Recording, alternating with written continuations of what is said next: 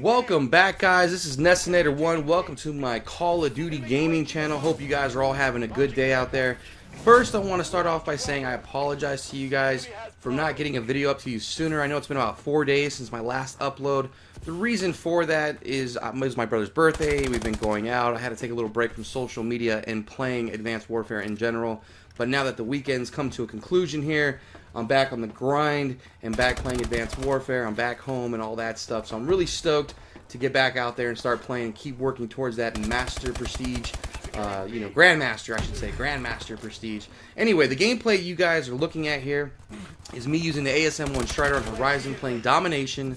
This is actually an older throwback gameplay for me. I think this is when I was like Prestige 5 or 6 or something in that ballpark. But anyway, it's a good gameplay nonetheless, and I'm using the ASM-1 Strider, which of course is the elite variant of the ASM-1, and that's what I want to talk to you guys about today. And that is, are variants good for Call of Duty? You know, this is the first game that we've had where we had different variations of the guns. You know, they all had professional variants, elite variants, enlisted variants. And I want to know out there what you guys think as far as the system goes. Was it good to have these different types of variants? Or do you guys prefer the old school Call of Duty ways where you just had the gun and the attachments and that was it? You know, either you use the gun and the way it is in the base model, and there is no such thing as variants. So I want to know that from you guys out there, whether or not you like this variant system. Me personally, I didn't mind it that much. I think it's cool. I think it definitely adds depth to the game. You know, it gives you different alternatives for the guns. It makes you work towards something more in the game as well. Not just prestiging, but trying to unlock different kind of variants for the gun. I enjoyed it. Although there was, you know, some questions raised in the manner in which you unlock the variants. I know a lot of people out there didn't like the supply drop or advanced supply drop system because a lot of the times you got absolutely nothing or variants that weren't good. But again, I noticed as I prestiged and the further along I got down the prestige ladder, the better guns I started to unlock. Professional and elite in the same, you know, I started getting better supply drops. And I wish that the game kind of took more of that direction in the sense that the people that play more often, the people that prestige more often, get rewarded with better guns. Now, I know in the Grandmaster ranks, you do unlock an elite variant each time you prestige thereafter, and I think they should have did that in the beginning when this game first came out. Obviously not giving great elite variants away, but they could have made it where a reward system. Every time that you prestige, you get a different elite variant, and it could have been something as simple as getting, you know, the first prestiges there. The elite variants maybe that weren't that great, that people don't care about too much. What is it, the Dynamo or the Bare Fist or anything like that? You know, just the simple ones. And then maybe in the Grandmaster ranks is when you start unlocking the more powerful ones, like the Strider, the Speakeasy, the Insanity, the Obsidian Steed, which of course they do have those, but not all of them. And with the last thought with that I wanted to say is, I think they should reward people that go all the way up to the 30th prestige. I mean, if you played this game and you went all the way to 30 prestiges, why not reward the player with all the elite variants? You know, honestly, if you played the game that much and you went through all that time and all that effort and all that pain of losing your attachments in the first prestiges, and then of course obviously in the Grandmaster you don't have to worry about them as much.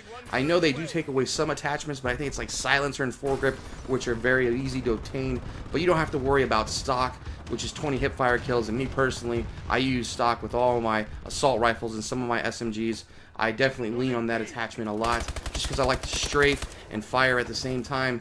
But anyway, you know, why not do that? You go to 30 prestige, you should be able to use all the elite variants that they have to offer in this game. Now, I've heard a rumor, I'm pretty sure it's not just a rumor, it was on Drifter's channel and a few other channels, big YouTubers, that said there are more guns coming to Advanced Warfare, which excites me. I think that's also a great idea, having more and more weapons offered. It makes the game more interesting. Like I said, it gives you something to strive for.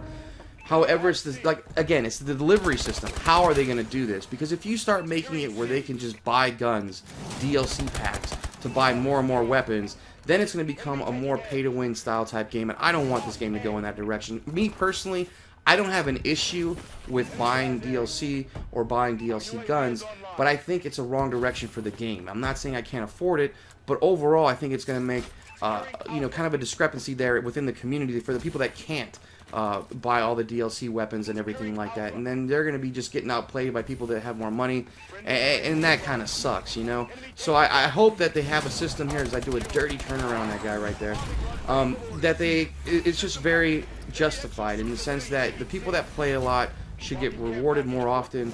The DLCs should be accessible to everybody. It should be random in the supply drops that they continue to offer, advanced supply drops, whatever.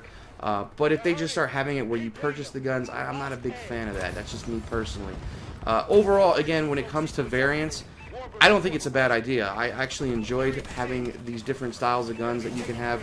Now, whether the next Call of Duty Black Ops 3 does that and has variants, or if they just stick to the base models and the attachments, which I'm okay with as well, either way is good to me. I'm just saying, overall, I did enjoy this little format that they took. Again, some of the variants you guys know are completely useless. However, it's just still fun to have those options and mess around and use other weapons. I mean, that's the whole point, right? Is having fun and being able to test out different guns. I mean, that's just an exciting process of the game itself, I think, that a lot of people sleep on. You know, they don't go out there and just try different things. And speaking of trying different things before this commentary comes to an end, now that I am in the Grandmaster ranks, I am using other weapons and working on my attachments, you know, AE4, the Ohm, the IMR. I'm just using guns that I really haven't used much. In the beginning, I only used the ASM-1 and the BAL mostly because I didn't want to go through and work on attachments again and again every time I prestige. But now I am recording with other variants and other weapons, so you guys look forward to that. I'm going to have a lot more different gunplay on here. Anyway, guys, I hope you guys enjoyed this commentary. Thanks for all your views, all your subscribes, all your likes. This is Nessinator1, and I appreciate it all. And I'm going to get you guys some more videos here this week, probably about 3 or 4, so stay tuned. I'm out.